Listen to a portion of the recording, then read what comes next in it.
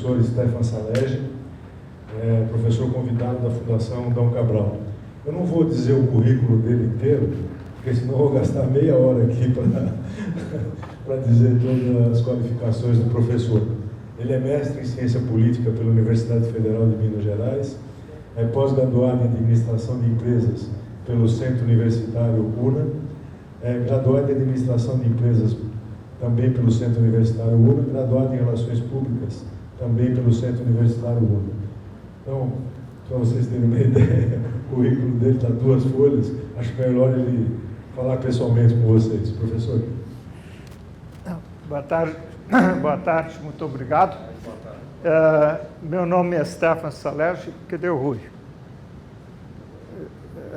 Primeiro eu queria dizer o seguinte, eu me sinto muito aqui em casa, por uma razão muito simples, né? Eu tenho um currículo imenso, entre outras bobagens que fiz na vida, fui presidente da Federação das Indústrias de Minas Gerais, por 7 anos, vice-presidente da CNI, etc. Mas o que eu gostava mesmo, e trabalhei, foi mais de 40 anos na indústria eletroeletrônica, com fábricas no Brasil, no exterior, etc. Então, eu sou um homem de chão de fábrica. Esse terno emprestado, gravata emprestada, isso tudo é do casamento ainda. Eu casei recentemente, depois de 20 anos morar em pecado, viver em pecado. Então, aproveitei para vir aqui assim. Mas não, eu sou mesmo do chão de fábrica. E tem mais uma coisa que me liga muito a vocês. Eu tenho muito orgulho de ser filho de açougueiro. Meu pai foi salsicheiro na Europa, mudou para o Brasil em 51 e continuou na profissão. E ele e mamãe tinham o açougue, tinham salsicharia em Belo Horizonte. E eu acabei entrando, em vez de continuar no negócio deles, acabei entrando no ramo eletroeletrônico, que é algo de história que nós vamos contar aqui. Então, uma das coisas que eu me orgulho muito, na minha época da Federação das Indústrias de Minas, é que o Centro de Excelência em Panificação, em Belo Horizonte, tem o nome da minha mãe. O que quer dizer que eles não podem baixar a bola, senão a mãe desce e puxa a orelha deles, porque a excelência que vocês também têm sempre foi a excelência, qualidade, bom atendimento. E eu costumo brincar assim, apesar de toda a graduação acadêmica, que meu MBA começou com o papai no açougue dele, quando me levava lá, e eu aprendi como atender bem o cliente, né? Como cuidar bem de caixa, de fornecedor, manter a qualidade, e depois fui crescendo com esse espírito que eu aprendi dirigindo todos os meus negócios e assim adiante. E uma coisa que eu acho que é o seguinte, eu não vim dar palestra, né? Eu não sou palestrante nem palestrista, eu vim aqui dialogar com vocês, conversar com vocês. Eu fui educado, o meu mentor na ciência política foi um professor da Universidade Hebraica de Jerusalém, e que quando escolheram um novo reitor lá, perguntaram para ele o seguinte, como que você vai dirigir a universidade? Ele falou, igual eu aprendi aqui quando fui aluno de doutorado de matemática aos 15 anos de idade. Mas o que o senhor aprendeu, professor? Bom, eu aprendi o seguinte, que quando tinha um problema, estava resolvendo o problema, eu não consegui resolver. E chamei meu professor e disse, professor, resolva. O professor olhou para o problema cheio de equações e disse, eu não sei resolver. Aí eu respondi, o outro lá respondeu, então eu vou embora, eu não tenho nada para aqui, vou para a Universidade de Coimbra, vou para o Berkeley. Se meu professor não sabe resolver o problema, o que eu vou fazer? Aí o professor respondeu para ele o seguinte, você e eu vamos resolver junto. E se nós dois não soubermos, vamos chamar outros colegas. E se ninguém souber resolver, todo mundo muda para Coimbra ou muda para Berkeley. Então não há nada que nós não podemos, problemas, soluções que nós temos, que nós não podemos resolver sozinhos ou saber em equipe, trabalhar em equipe, que é algo que é fundamental.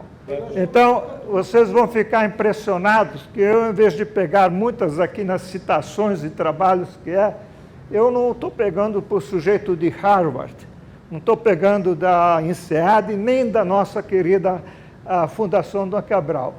Muitas das citações vocês vão conhecer, estou pegando daqui mesmo, das pessoas que vocês conhecem. Agora é aqui, né? É de baixo? Oba! Vocês conhecem. Olha, tratarmos de problema de sucessão e falarmos de problema de sucessão é uma das coisas mais complexas e complicadas em todo tipo de empresa. Não é só no setor de vocês. Em empresas grandes, tipo General Electric, ou, por exemplo, vocês hoje podem, quem lê Valor, leu, presidente de GM do Brasil está sendo trocado, vai para um cargo não sei aonde. Todas as empresas, no seu ciclo de vida, tratam do problema de sucessão. E não é só as empresas. Nós estamos vivendo no Brasil, esses dias, um grande problema de sucessão. A sucessão que um presidente da República fez, deixou uma senhora para dirigir o nosso país e está aí vivendo isso. Então, sucessão é um dos mais importantes desafios, mais complexos e mais difíceis que nós temos. Como às vezes começa? Começa, olha aqui, se vocês olham, começa com um só, de dois, é um casal, de casal forma, de 2 mais 2 é 4, depois tem mais 2 filhos, e em 30 anos e tal, e aí vem genro, e é o cunhado que não é parente, e a sociedade, etc, etc. Então, de repente, um casal ou um sozinho que começou, de repente nós temos uma empresa, uma sociedade, mesmo que não escrita, mesmo que não formada, mesmo que de repente são 20 pessoas. 20 pessoas que são cada um diferente, objetivos diferentes, sonhos diferentes, as ideias diferentes. E aí, quando nós vamos olhar, é o seguinte, o que é um padeiro? Vocês conhecem essa definição? Sabe de onde eu tirei? Da revista de vocês. É a melhor definição disso aqui. Então, quando nós começamos a perguntar aos nossos filhos, porque aqui embaixo não está escrito o seguinte, o fiscal, né? Fiscal que vai lá bater na porta, o policial que vai querer que você faça sanduíche para ele de graça, né? Mais um imposto que tem que pagar, mais aumento, água que vai faltar, mais o dólar que está variando de preço. E como o seu presidente outro dia disse para o Paulo Scaff, falou, não, a indústria está queixando que o dólar o real está valorizando, o Antenor, né? Hein? Antero disse para o Paulo Scaff, isso quem me contou foi o Paulo, disse, pô, eu estou em uma parte da indústria que está toda aqui querendo que o dólar, o real seja desvalorizado, e a outra parte que está feliz porque está lá embaixo, porque o trigo fica mais baixo. Então, quando você começa o seguinte, perguntar quem quer isso aqui? Quem está realmente disposto a enfrentar no seu negócio isso aqui? Eu me lembro quando estava um dia lá na fábrica e veio o meu contador e me disse o seguinte, olha, tem um fiscal aqui que quer falar com o senhor. Aí o fiscal veio de Havaiana, né, tal, e me disse o seguinte, ó, doutor, nós aplicamos uma multa aqui para o senhor de não sei quanto que é, e o negócio é muito simples. Eu tenho, nessa multa, eu tenho a produtividade. Ou o senhor me paga metade de produtividade, eu recebo depois. Eu fui para a minha sala, trouxe a chave, está aqui a chave. Amanhã, que hora que o senhor quer encontrar? Amanhã às 5 horas. Encontramos 5 horas amanhã, está aqui a chave, o senhor pode ver 5 horas. Que hora? De tarde? Não, senhor. O senhor vem 5 horas de manhã, quando os primeiros operários aqui estão chegando, e com essa multa que o senhor está aplicando, pode ficar com a fábrica. Aí ele vira para mim, o senhor vai se arrepender. Me arrependi ou não? Que levamos o processo quanto tempo? 4 anos, né, no Conselho de Contribuintes, etc. Então, eu estou querendo dizer o seguinte, quando nós falamos em sucessão, nós estamos entregando para os filhos o quê? Para os nossos sucessores. Isso e mais tudo que não está escrito. Todos os anseios, todas as dificuldades, todos os problemas que temos. Então, muitas vezes, na segunda, terceira geração, quando nós conversamos isso, seja o seguinte, tem uma diferença entre as gerações. Eu e alguns de vocês somos dessa geração, né? E os nossos filhos são dessa geração aqui. São gerações diferentes, tempos diferentes, espaços diferentes, que nós ainda vamos olhar mais. Então, nessas mudanças que nós temos, né, vocês podem ver aqui quantas empresas sobrevivem ou não. Agora, tem o seguinte, as empresas, todas as estatísticas mostram que empresas familiares são mais lucrativas, mais bem dirigidas e mais valorizadas do que as empresas não familiares. Vou repetir. A empresa familiar é mais valorizada no mercado, é mais bem sucedida e tem mais futuro no mundo. Então, nós vamos ver alguns exemplos rápidos, inclusive, como isso, algumas coisas fizeram e como funciona.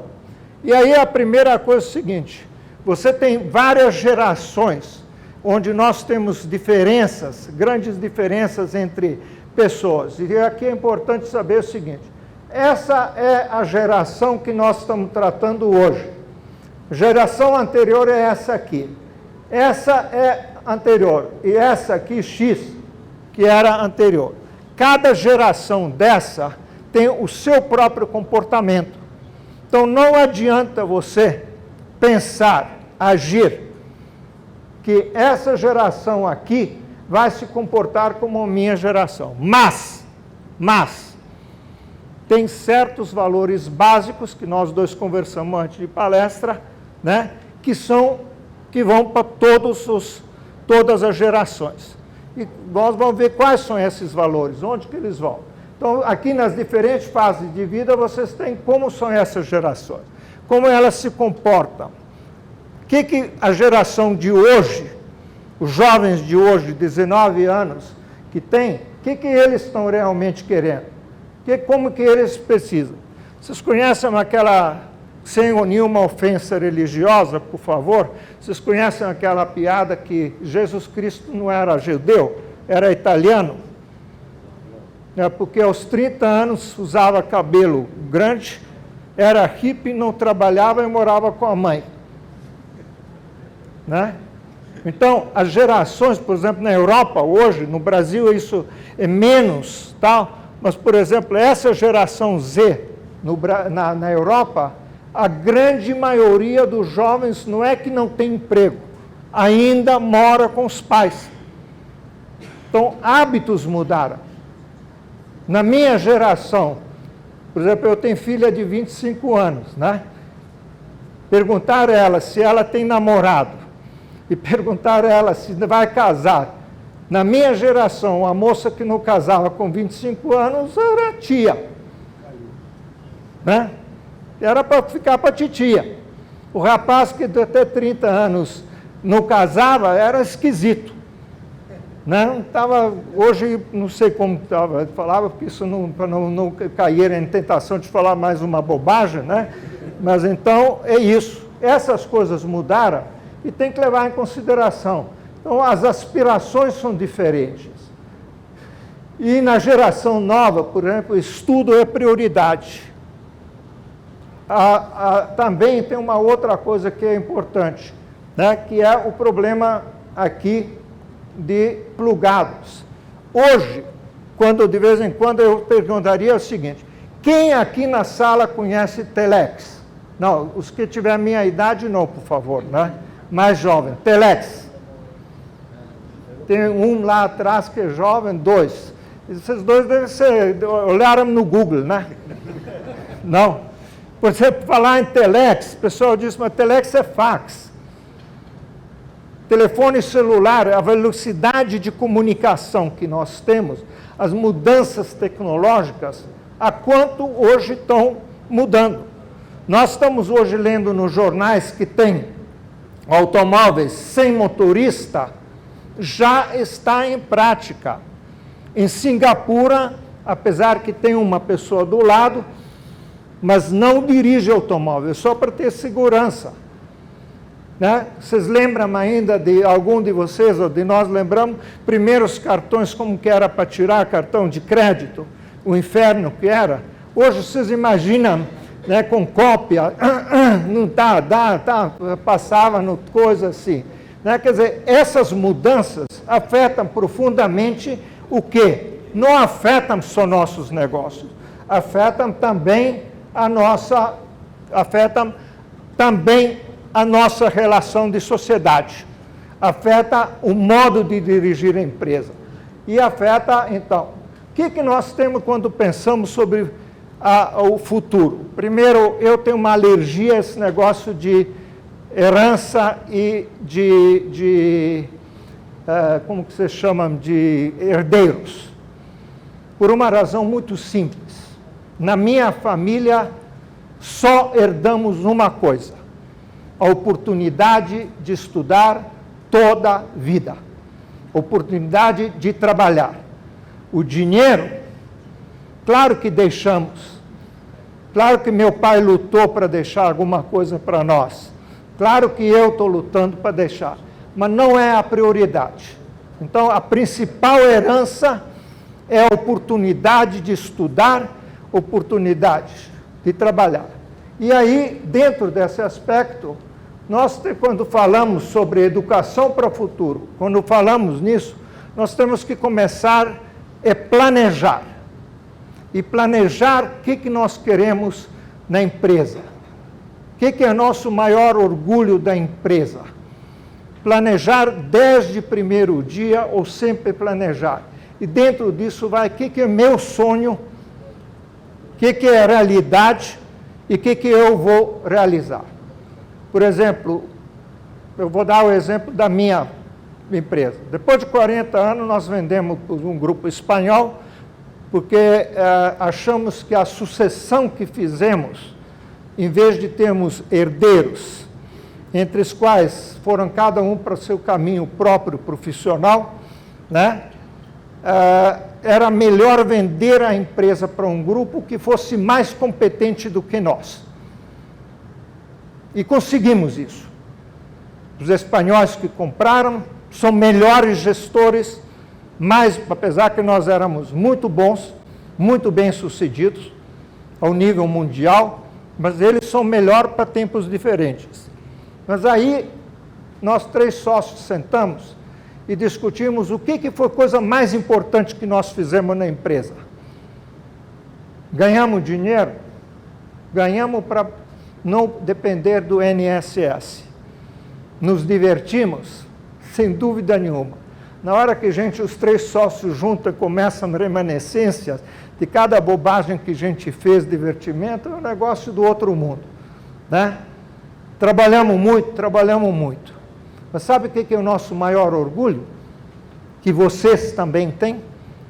É que o primeiro operário que começamos, com o primeiro operário formado no Senai, três filhos dele concluíram uma universidade. Nós não temos um funcionário nosso, ex-funcionário nosso, que não tivesse concluído, os filhos dele, a universidade, que não tivesse bem na vida. Então, nós nos consideramos realizados. Então, era um sonho isso. E ganhamos dinheiro? Ganhamos dinheiro.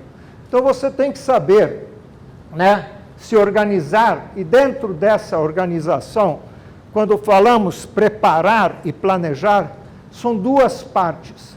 Não adianta só você pensar o que serão seus filhos, o que serão seus sucessores, como serão eles. Primeiro, vocês conhecem a teoria do avião. Quando você chega no avião, o que eles dizem quando põe a máscara? Quando a máscara cair, primeiro você põe no seu filho a máscara, depois em você. Está lembrado disso?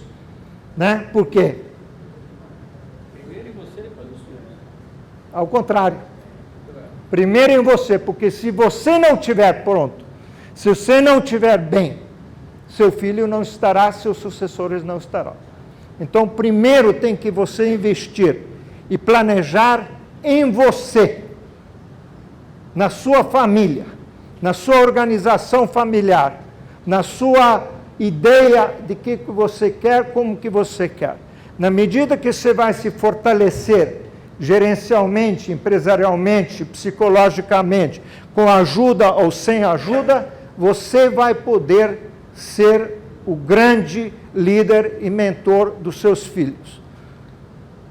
Você não precisa esperar algo que meu filho, um pouco de malandro, quando foi para a escola de administração de empresas, ele voltou, né, depois de primeiro ano, fez vestibular para um outro curso que ele queria fazer, aí chega em casa e fala, pô, mas escuta, você já fez vestibular, já passou para outro curso, você não quer estudar administração de empresas? Pai, eu não tenho nada para aprender na faculdade de administração, de gestão eu aprendo com você. Né? Eu não vou falar para eles que se ele levou um solopapo ou não levou, porque não fica bem dando essas coisas, né? Mas o fato é o seguinte, o melhor professor e a melhor caso, organizado de uma forma, somos nós mesmos, não só pelo exemplo físico, não só pelo exemplo de como a empresa anda, mas também pelos seus valores, pelos seus anseios, pelos seus objetivos, pelo seu trabalho. Não existe sucessão na empresa, a coisa é muito simples. O que o Joãozinho aprende, o João sabe. Não tem muita sofisticação nessa história. Agora, volto no ponto assim, volto nesse ponto. Você precisa se preparar, você precisa se organizar, você precisa ter um objetivo de saber como que você vai fazer, etc. Quem fundou, e muitos de vocês fundaram uma empresa, a empresa da gente é família, é filho, é um relacionamento com funcionários que você tem, que só quem trabalha sabe. Não é um negócio simples. Né? Eu entrei quando vendi por uma empresa por um bom valor financeiro, pelo menos dá para pagar um pão de queijo de vez em quando, né? E tal, uma média com café com leite, um pãozinho segundo a nova norma ABNT agora, né? Então, tudo isso, eu entrei numa profunda depressão. É como se tivesse me tirado um filho, como se tivesse perdido um filho. Tanto assim que, não, sinceramente, eu acompanho a empresa, mas não tenho coragem de entrar lá. A empresa é mais do que um dinheiro, vocês sabem disso. A empresa é um projeto da vida que a gente tem. Então, quando passa esse projeto de vida para outros, né, passa para os filhos, ou passa para agregados, entre aspas, que vêm e que fazem parte de família, é um processo complexo, sim. É um processo que tem altas e baixas, paciência, e tem que ser organizado. E dentro desse aspecto, é fundamental que você olhe aqui uma outra coisa que chama transparência e governabilidade. São palavras complicadas, ou seja, família tem que... família é a primeira empresa que nós atuamos, é a primeira empresa onde nós estamos. Né? É só você lembrar o seguinte, primeira negociação de seus netos, de seus filhos ou de nós mesmos, é convencê-lo para comprar mais sorvete e ficar na rua de birra, me dá mais sorvete, você negociando com os pais. Né? Essa é a primeira negociação que eu lembro. A minha primeira negociação com meu pai foi a compra de um cavalo. Eu tinha 4 anos, encasquetei que papai tinha cavalos, e eu encasquetei que papai tinha que comprar um cavalo para mim, comprou o cavalo, na primeira corrida de cavalo, meu cavalo perdeu. E eu aprendi a lição.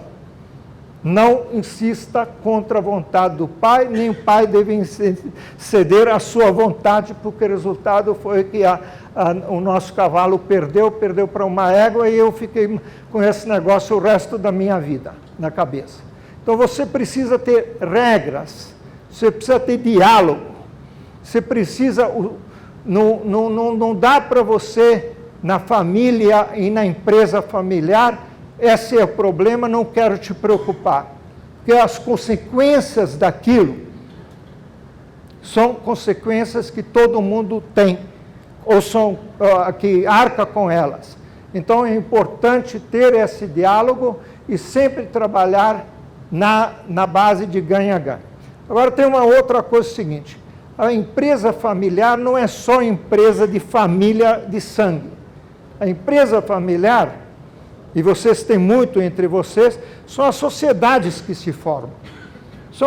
Pessoas ficam 30, 40 anos de sócio, acaba tendo uma relação, às vezes até mais estreita, mais firme do que quem é o sócio por sangue, vamos dizer. Então, como administrar isso? Uma palavra simples: diálogo, diálogo e objetivo. Tem que criar instrumentos desse diálogo, tem que criar instrumentos de saber e de respeito geração mais nova a entender que você tem a experiência que passou, nós mesmo estávamos conversando antes, as nossas gerações, se eu pergunto para vocês quem que é Zélia Cardoso de Mello, da nossa geração, quem tem cabelo branco, todo mundo lembra, né? Mas a nova geração ninguém lembra. É a mulher que fugiu com Chico Anísio para Nova York, só que antes de fugir, ela foi ministra da Fazenda do Brasil e congelou todo o nosso dinheiro. Nós não tínhamos dinheiro para pagar nem matéria-prima, nem operário, nem nada. Desculpa a palavra dizer desgraçada, né? Ela fez isso com a mão na cintura. As novas gerações estão agora vivendo a inflação de 4%, de 10%, matéria-prima subindo 15%, 20%. Nós vivíamos uma geração que tinha 85% de inflação ao mês. Ao mês. Então, cada geração, cada momento, cada tempo, tem sua experiência, seus desafios e suas soluções. E você só resolve isso se tiver diálogo no meio. Se você entender que... E aí vem uma outra coisa. Na empresa, vocês não são respeitados porque são donos. Essa fase de nossa sociedade, sabe com quem que estou falando? Passou. Hoje, se você não for líder, se você não tiver diálogo com seus funcionários, se você não liderar esse diálogo com seus clientes, seus fornecedores, e também no âmbito da sua família, os resultados podem ser absolutamente desastrosos. Isso não quer dizer, por isso que voltamos a um ponto aqui fundamental. Isso agora deu nada. Vamos. Um ponto absolutamente fundamental. Você precisa definir o que são seus valores. O que são seus valores de trabalho? O que são seus valores de negócio? O que são seus valores de relacionamento? E você definindo esses valores, você com facilidade vai levar adiante e saber como que faz. Então, vamos olhar aqui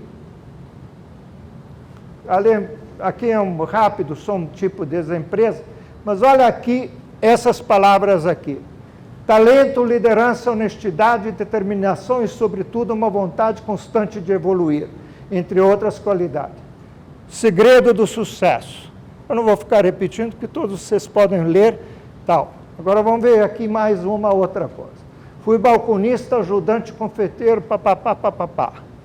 Aí, o segredo é uma combinação de fatores, honestidade, trabalho e transparência. Sabe onde saiu isso? A tradução em português está bom, não está?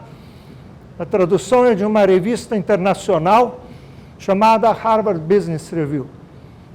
Não. Essas 4 declarações são de colegas de vocês. Um deles chama Nivaldo, que foi o panificador do ano. E outras 2 são repertório.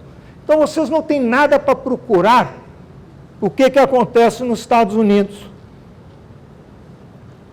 Nesses problemas sucessórios, ou nas situações sucessórias, uma coisa fundamental é vocês, entre vocês, olharem, trocarem umas ideias, verem como que é, por onde que pode passar, etc, etc. Tem muita experiência. A experiência, claro, que quer dizer coisas boas e quer dizer coisas ruins, né? Então, nós vamos ver por que eu coloquei aqui pão de queijo. Não é porque eu sou mineiro falsificado, mas é porque lembrar também que no nosso negócio, ou no negócio de vocês, há mudanças tecnológicas que mudam totalmente o paradigma de negócio. A pesquisa que vocês têm na mão é que o cliente de vocês abre mão de uma série de pão, de baguete, etc, etc, etc, mas não abre de pãozinho feito na hora. É isso mesmo? Ou estou falando bobagem? E eu fiquei sabendo, lá eu moro aqui pertinho, e no supermercado meu, Pão de Açúcar, tiveram a ousadia de me oferecer croissant francês original, que veio congelado da França e é feito aqui no Pão de Açúcar. Isso é bom para vocês? Isso tira mercado de vocês? Ou não tira mercado? Ou seja, pão de queijo, por que pão de queijo apareceu aqui? Porque enquanto não era congelado, o pão de queijo não existia na padaria. Você tinha que fazer, era um inferno. Porvilho para cá, para lá, etc. O queijo de não sei o que e tal. A partir do momento que congelou, abriu um outro mercado. Então, tecnologias de produção, né, de produto, influenciam no modelo de negócio. Mas tem uma outra coisa que influencia além do mais. É mudança de cliente. O cliente de vocês hoje, né, não é o cliente da minha época, que era a alegria de comer o torresmo, né, pão com linguiça, etc, etc. Aquela geração que eu mostrei, que essa geração que está assumindo o negócio de vocês, ela também, em termos de clientela, pensa diferente do que nós pensávamos. Então, a evolução do modelo de negócio, ele vai também junto com a evolução da própria sucessão. E aí a pergunta é o seguinte: o negócio hoje, como está, como será esse negócio daqui a 20 anos, daqui a 30 anos, daqui a 10 anos, ou daqui a 5 anos, ou ano que vem?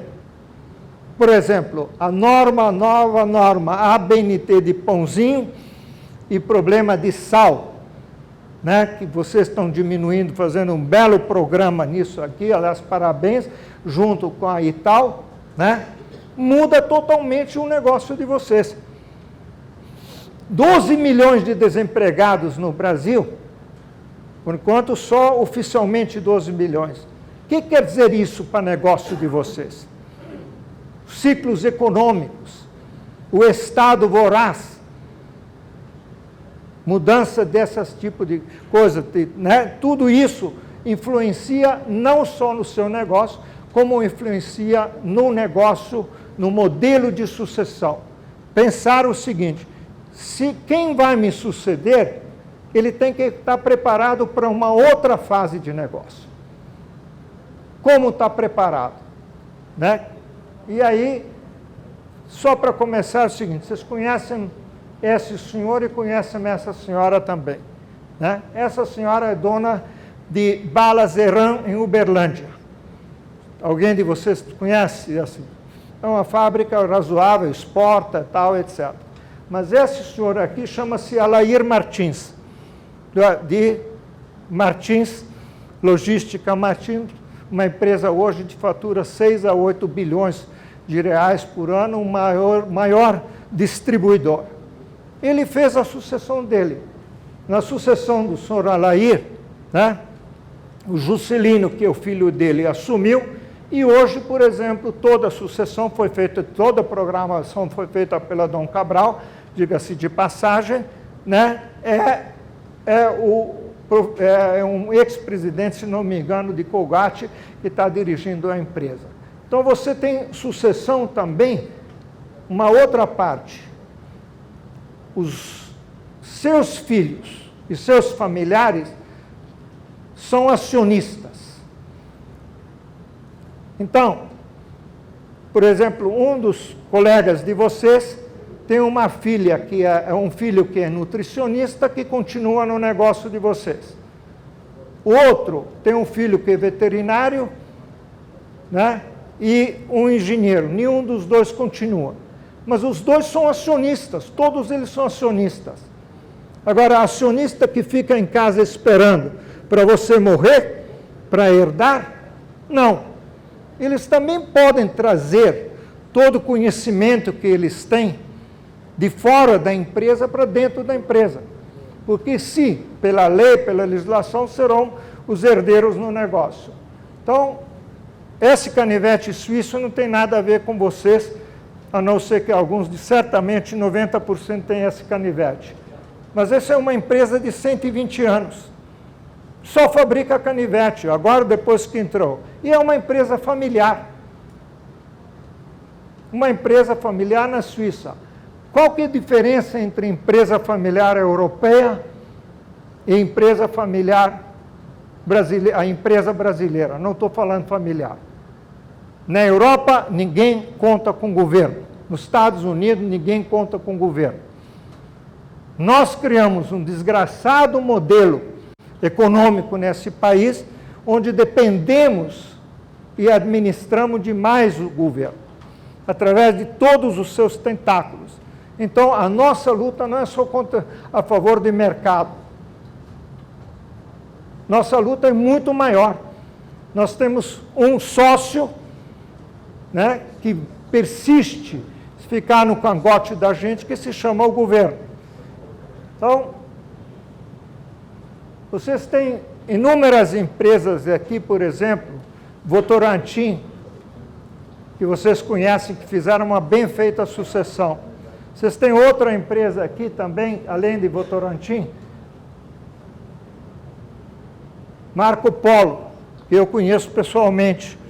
Por exemplo, Marco Polo, o filho de Marco Polo, que hoje que está dirigindo a empresa, o Bellini, eles falaram para ele o seguinte, perfeitamente, você tem futuro na empresa, mostra que é capaz. Sabe onde eles mandaram ele? Eu conheci ele, o Mauro, na África do Sul. Dirigir a subsidiária na África do Sul. Mauro comeu pão que diabo amassou na África do Sul para mostrar que é capaz, depois voltou para a empresa e mostrou que é capaz de dirigir a empresa. E é uma empresa tipicamente brasileira. Depois vocês têm outra coisa, tem uma história. Quem é do tempo do família Matarazzo? Por exemplo, meu pai comprava celofane, comprava papel. Cadê? Só lembramos agora do André Matarazzo, que está na política. Se não tivesse na política, ninguém mais lembrava. Vamos pensar por que eles não conseguiram.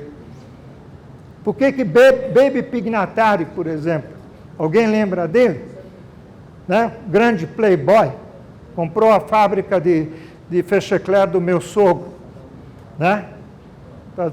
Meu sogro foi fabricante de primeiros fecha-eclair, aquele que não fechava nem abria, né? Ficava no meio do caminho, era um inferno, né? Mas o Baby Pignatari tinha produção. Então você tem empresas, produção de latão exclusiva. Então você tem empresas que são bem-sucedidas e empresas que não são. Então você também tem uma outra empresa aqui, 51. A empresa continua existindo. Hein? 5 minutos. Então a empresa continua existindo. O que acaba é a briga dos irmãos.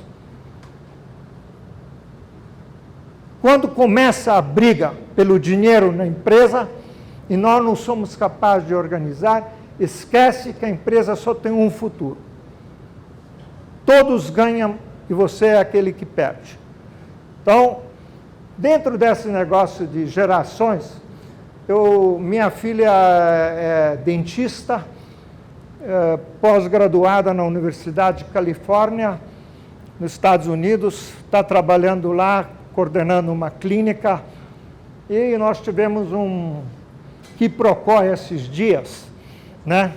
De negócio de dinheiro e tal, etc.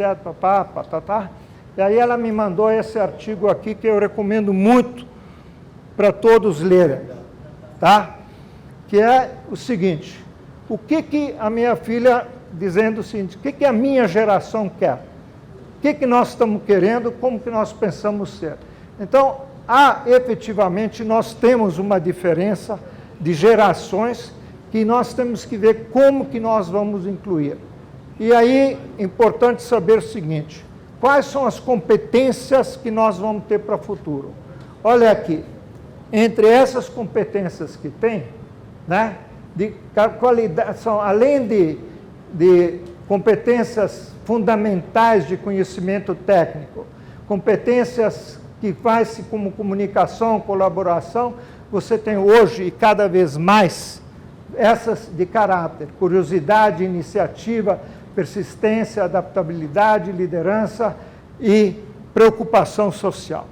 Não há nada, e a dona da Zênia de Ternos disse uma bela frase: uma família fantástica produz uma empresa fantástica, que produz e resulta em uma empresa fantástica. Atenção, né? Família e empresa. Então, como organizar? Agora, é uma ente. E dentro disso aqui, né, eu, por exemplo, acho que vocês deviam também, no ramo de vocês, tem histórias fantásticas, conhecidas. Por exemplo, outro dia, eu moro perto de Santa Luzia, e no boteco que eu tomo cachaça aos sábados, a conversa foi o seguinte: se Santa Luzia foi vendida para um fundo de investimentos, acabou o bairro. Né? Santa Luzia também produz pães, nós compramos pães que eles produzem lá. Pode ser concorrente de vocês. Aí passamos lá, minha mulher e eu, encontramos uma senhora saindo de cozinha, e a minha mulher falou: ela tem cara de dona, porque o senhor Álvaro a gente não vê mais, porque ele já está da idade mais avançada, então ele não está vindo mais. Quem lembra bem, o senhor Álvaro sempre esteve lá, na frente do negócio. Então ela diz: não, eu sou filha do senhor Álvaro, 28 anos que estou na empresa, vocês podem ficar tranquilos, nós não estamos vendendo. Então, uma das questões é o seguinte: onde começa? Onde que você vem para aprender? Ninguém dentro da empresa conquista seu lugar se não for melhor do que os seus funcionários não acreditaram. Então, filho do dono tem que trabalhar mais, começar na limpeza mesmo, e vem com curso de doutor, vem com experiência de fora. Lembrar o seguinte: turismo na Suíça é respeitado, não é porque tem faculdade de turismo, não porque tem um doutor em turismo, porque a primeira coisa que eles aprendem lá, na escola, não é o break-even point, não é não sei o que, não sei o que. É limpar banheiro e arrumar a cama, arrumar a mesa. Então, dentro das nossas empresas, nós que fomos donos, ou vocês que são donos, você sabe tudo. Mas conquistou isso com conhecimento. E aí, quando os filhos vêm de fora, quer dizer, você tem N coisas tal, para motivar para ele negócio, para ele não entender que ele está herdando o negócio. Ele ajudou a conquistar o seu lugar. E aí ele sim, com firmeza, vai ficar lá. Senão, não tem firmeza. E seu sonho de continuidade de negócio, eu tenho maior orgulho hoje que os espanhóis que 6 meses depois, primeiro chegaram lá, mudaram o nome da fábrica. Da Tecnovat virou Grupo Simon. 6 meses depois, baixaram o facho, voltaram para o nome da empresa que nós fundamos, em 1967, 3 estudantes da Escola de Administração, Engenharia, etc. Porque a marca era tão forte. Marca de trabalho, marca de persistência. Então, esse sonho se realiza de várias formas. E eu tenho maior orgulho que isso continua, como vocês vão ter, e com certeza nas experiências que vocês viram e que tem, vão conquistar. Bom, concluindo os meus minutos, eu estou que nem... Aqui tem um Lewandowski também que disparou o tempo, tal, etc. Nós, na Fundação Dom Cabral, temos programas de treinamento. Acho que vale o presidente Rui pensar, fazer um programa amplo de treinamento, de tudo isso que possa ser feito, e vocês verem uma experiência, que é como administrar o conselho familiar, como fazer a programação, etc.